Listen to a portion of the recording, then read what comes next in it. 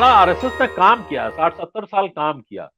थोड़ा सा इन्होंने बताया क्या काम किया, मैं जानना चाहता हूँ क्या काम करते क्या थे वो। जी। ये तो काम जो अनिल जी ने पॉइंट आउट किया, डिवाइड एंड रूल, तो वो काम हम्म। अच्छी तरह से किया उन्होंने। और उसी का परिणाम आज सामने है, जो इस तरह की हिंसा हो रही है। वो कभी कभी शांत हो जाती है, कभी कभी इरप्ट कर जाती है। और मैं कम से कम मुझे 50 लेख याद है अपने तमाम मित्रों के, और जो लगातार लिख रहे थे कि राय साहब ने भी इस पे दर संकेत किया कि पिछले 5 सालों से नॉर्थ ईस्ट को बहुत बेहतर तरीके से कंट्रोल कर लिया गया है, सब कुछ पीसफुल है और एक तरह से सब बढ़िया चल रहा है, जो कि कांग्रेस नहीं कर पाई थी। कुछ लगा के साथ कुछ पैचअप हुआ, और सीए एनआरसी वगैरह की भी प्रक्रिया चल रही है। और असम तो बहुत जबरदस्त तरीके से कंट्रोल हो गया है, वहां पर जो है एक जो एक नाबालिग विवाह पर एक्शन हो रहे हैं, बहुत सारी चीजें हो रही हैं। लेकिन मणिपुर का जो की जो समस्या इमर्ज करके आई है, प्रभाकर जी ने बहुत विस्तार से और बहुत ही ऑथेंटिक तरीके से बताया, राय साहब ने बताया, अनिल की अपनी ऐतिहासिक जानकारियां हैं। लेकिन ये जो मामला है, ये निश्चित तौर पे ये हिंदू बनाम क्रिश्चियन कॉन्फ्लिक्ट के रूप में भी इसको प्रस्तुत किया जा रहा है। और दुनिया भर का जो वेस्टर्न मीडिया है, उसके बारे में हमारी सरकार आरोप भी लगा रही है। और संभव है कि यूपी में ईसाई समुदाय का, ईसाई धर्म का प्रभाव ज्यादा है। चर्च पे हमले भी हुए हैं, जलाए भी गए हैं, बहुत सारी घटनाएं हुई हैं। और चर्च के तमाम स्लोगन वगैरह को कोट किया जा रहा है। तो वो सारी चीजें चल रही हैं। और कुकी लोगों ने हथियार भी लूटे और अपना हमले भी किए। तो और इस तरह से हमले किए, अभी बीएसएफ का एक कोई यादव करके जवान मारा गया है, जिसके जो कि बुलेट प्रूफ वगैरह पहने था, उसके गले में गोली लगी है। और वो एक तरह से ऐसा ऐसा हमला कोई बहुत ट्रेंड आदमी ही कर सकता है, कोई बहुत अनट्रेंड आदमी नहीं कर सकता। तो बहुत सारे जो है सिक्योरिटी एंगल से बहुत सारी एनालिसिस आ रही है, और जो समाजशास्त्री एंगल से, राजनीतिक एंगल से एक एनालिसिस आ रही है। लेकिन एक बड़ी एनालिसिस ये है कि ये it shows the limit of Hindutva. Hindutva की जो सीमाएं हैं, वो यहाँ स्पष्ट हो जाए। हिंदुत्व की सीमा का जो विस्तार हम उत्तर भारत में देखते हैं, वो बिंद के उस पार जो है उसकी सीमाएं प्रकट हो जाती हैं। और उसी तरह से नॉर्थ ईस्ट में आप सरकार भले बना लीजिए, लेकिन सरकार चलाते रहना, समाज को चलाते रहना, ये कोई आसान काम नहीं। कोई भी समाज बड़े दिलो दिमाग से चलता है। और वो समाज में तमाम तरह के जो है वो एक तरह से सूत्र होते हैं, तमाम तरह के रिश्ते होते हैं। और हम कोई सरलीकृत करके समाज के रिश्तों को प्रस्तुत नहीं कर सकते। कुछ पत्रकारों की, कुछ नेताओं की जो आदत होती है, वो सरलीकृत तरीके से प्रस्तुत करने की होती है। मुझे बड़ी खुशी है कि प्रभाकर जी ने जो उसकी जटिलता है उसको प्रस्तुत किया। उस जटिलता में 1993 में वहाँ हिंदू मुस्लिम दंगा हुआ था, और जो है वो मतलब ठीक ठाक दंगा हुआ था, हिंदू मुस्लिम दंगा वहां पर। और अभी 16 साल तक आपको याद होगा कि इरोम शर्मिला ने एक 16 साल तक आंदोलन किया था वहां पर। जिस मनोरमा के साथ जो रेप कांड हुआ था, उसका जो जिक्र जो है वो प्रभाकर जी कर रहे थे। तो उसके बाद जो प्रदर्शन हुआ, वो प्रदर्शन सारे अखबारों में फ्रंट पेज पर जिस तरह का प्रदर्शन था, वो एक अलग ही सिंबॉलिक प्रदर्शन था। तो जिस मैतेई समाज की हम बात कर रहे हैं, मणिपुर के मैतेई समाज की, वो समाज भी एक तरह से जो है वो असंतोष से भरा रहा है। उसकी तमाम तरह की शिकायतें रही हैं। और उस समाज में भी पढ़ते हैं, हम बाहर से देखते हैं, तो हमको लगता है कि मणिपुर का जो समाज है वो मातृसत्तात्मक है। और बहुत सारे लोगों में ये प्रचार भी है, ये चर्चा भी होती है, जो लोग विश्लेषण में करते हैं। और मदर्स ऑर्गेनाइजेशन और तमाम ऑर्गेनाइजेशन बहुत स्ट्रांग भी है वहाँ पे।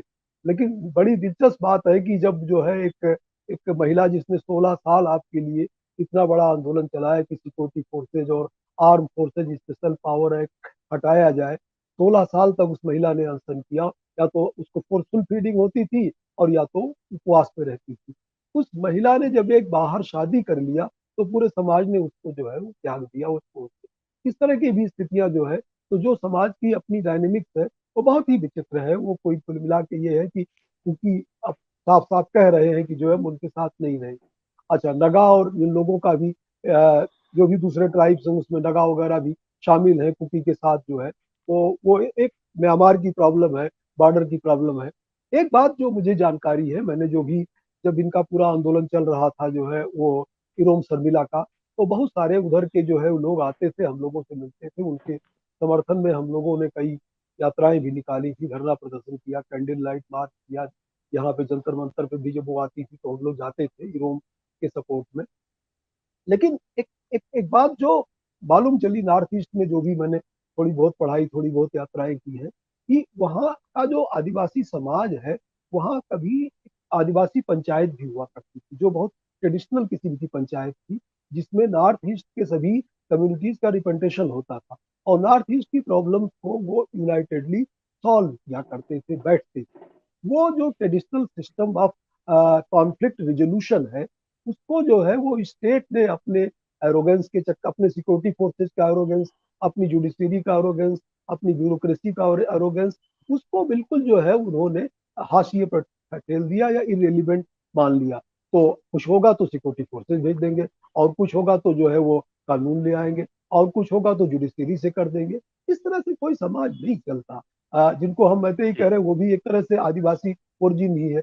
कोई भी हम सब आदिवासी है, हमारे हम लोगों का बिहेवियर कई बार दंगा करने का, अपने जाति बिरादरी में शादी करने का और आचरण करने का जो होता है वो ट्राइबल ही है। मतलब कास्ट सिस्टम ट्राइबल स्टेटिफिकेशन ही है कुल मिला करके। तो ट्राइबल की पहचान और ट्राइबल बनना, सिर्फ उसमें जो कुछ राइट्स मिलते हैं कि लैंड पर एक्सक्लूसिव राइट मिलता है 371 के तहत जो दिया गया है, 6 शेड्यूल में आप चले जाते हैं, बहुत सारी आपको जो है वो अधिकार मिल जाते जी हैं, ये सारी चीजें हैं।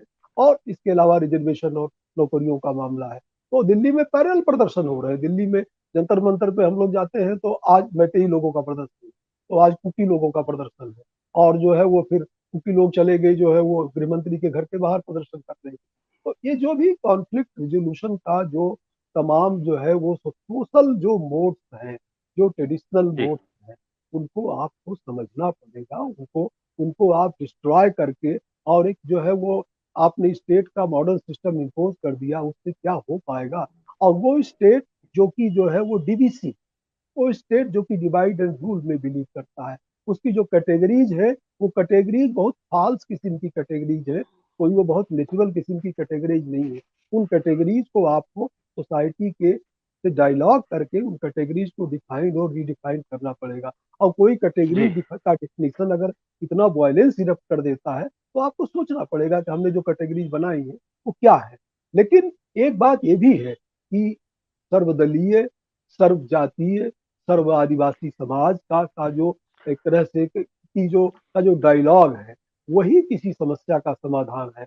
कोई राज्य जी अगर एक समुदाय के साथ खड़ा होकर, बीरेंद्र सिंह जी अगर मैतेई समुदाय के साथ, हिंदू समुदाय के साथ और बीजेपी के हिंदुत्व एजेंडा के साथ खड़े हुए हैं, तो उससे क्या डायलॉग आप कर पाएंगे, उससे क्या समस्या का समाधान कर पाएंगे। तो मुझे लगता है कि राज्य को एक तरह से निष्पक्ष होकर के, बड़े जी बड़ा दिल करके, और जो भी वो समाज समाज की जो पारंपरिक जो है इंस्टीट्यूशंस है, उनका सहारा लेकर के कॉन्फ्लिक्ट रिजोल्यूशन करना चाहिए।